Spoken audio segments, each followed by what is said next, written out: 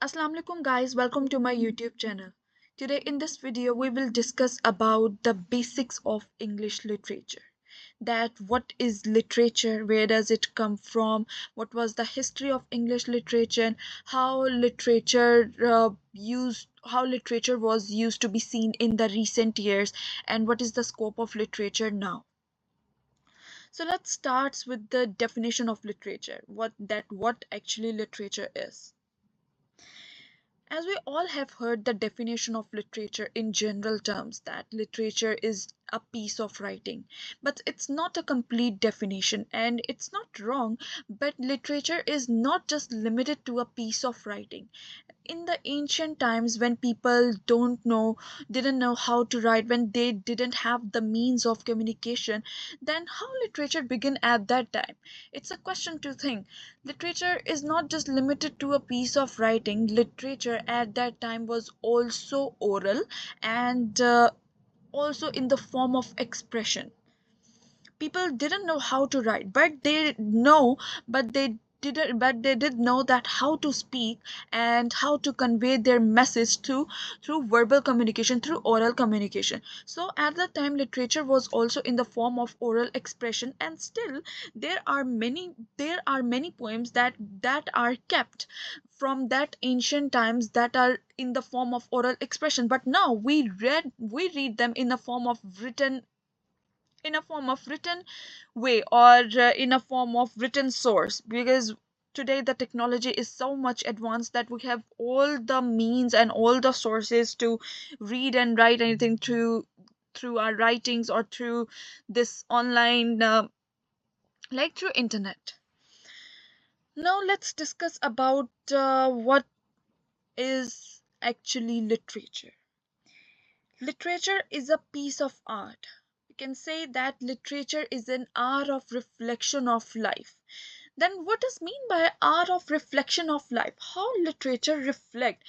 As in the ancient times, people just think that literature is a source of entertainment and fun, that this is just a way of telling the story or just discuss the story. But no, literature is not just about this.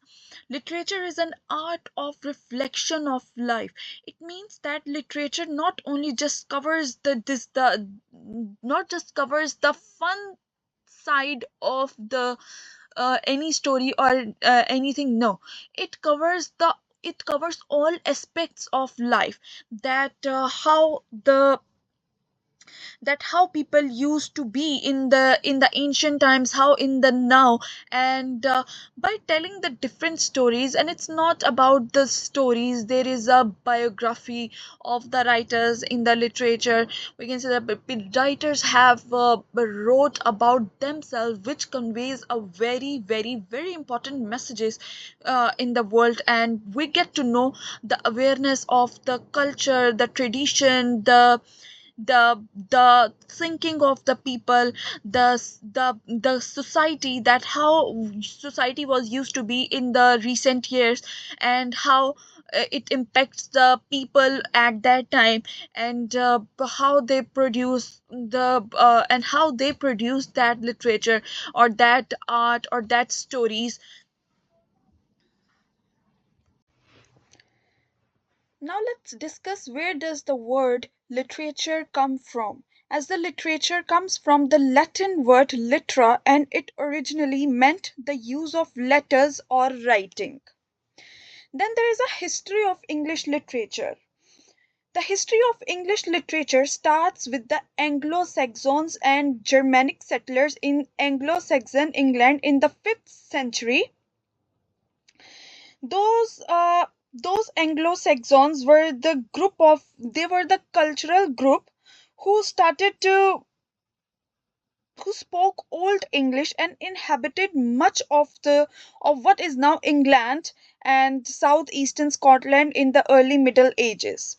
Then there are 8 periods of English literature, in which the first one is the Anglo-Saxon period, the second is the Middle English period, the third is the Renaissance period, fourth is the Neoclassical period, fifth is the Romantic period, sixth is the Victorian period, seventh is the Edwardian period, 8 is the Georgian period.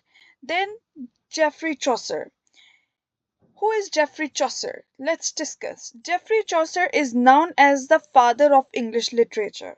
Chaucer is widely considered the greatest English poet of the Middle Ages and was the first poet to be buried in Poets' Corner of Westminster Abbey. Among his works, many works are the Books of Duchess, The House of Fame, The Legend of Good Women, and Troilus and Chryside. He is best known today for the Canterbury Tales. Then the literature, what literature actually includes? It includes essay, drama, journalism, autobiographies, letters, diaries, prose, poetry, memories. There are many more topics that are covered in the literature. So in the recent years, people they just used to think that the literature is just a source of entertainment, but now it becomes a major subject in our professional life.